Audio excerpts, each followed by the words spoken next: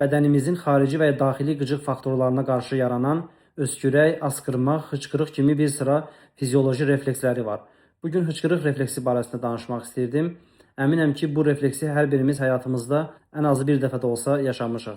Bəs bu refleks fizioloji olaraq necə yaranır? İlk öncə onu qeyd edim ki, bədənimizdə qarın və döş boşluqlarını ayıran yarı əzələli bir təbəqə, bir orqan vardır. Onun adı diafraqmadır. Əslində tənəffüs hərəkətlərinin baş verməsində bu orqan, yəni diafraqma olduqca mühüm rol oynayır. Bütün orqanlar kimi diafraqmada damarlar və sinirlərlə təmin olunur. Biz nəfəs aldığımız zaman hava ağciyərlərə daxil olur və diafraqma əzələsi aşağıya, yəni qarın boşluğuna tərəf qabarır. Nəfəs verdiyimiz zaman isə hava xaric olur və refleksiv olaraq diafraqma yuxarıya doğru, yəni döş boşluğuna tərəf qabarır. Sürətli qida qəbul etdiyimiz zaman, o cümlədən isti və soyuq içkilərin qəbulu, çox güldüyümüz zaman, bir sıra mədə və qida borusu xəstəliklərində bu iki sinir həddən artıq və ya normadan kənar qıcıqlanır və bu da diafraqma əzələsinin sürətli və nizamsız şəkildə yığılıb açılmasına gətirib çıxarır.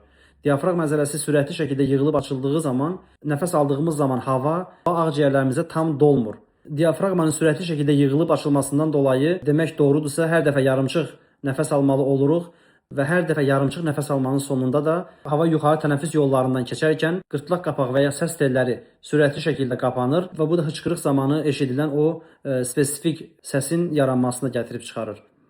Hıçqırıq qeyd elədiyimiz kimi orqanizmin qıcıq faktorlarına qarşı verdiyi bir fizioloji refleksli reaksiyadır və çox qısa davam edir, adətən özü keçir. Lakin bəzən bir sıra xəstəliklər zamanı bu refleks uzun müddət davam edə bilər. Əgər bu refleks 48 saatdan çox davam edirsə, bu zaman həkimə müraciət etmək gərəkli olur.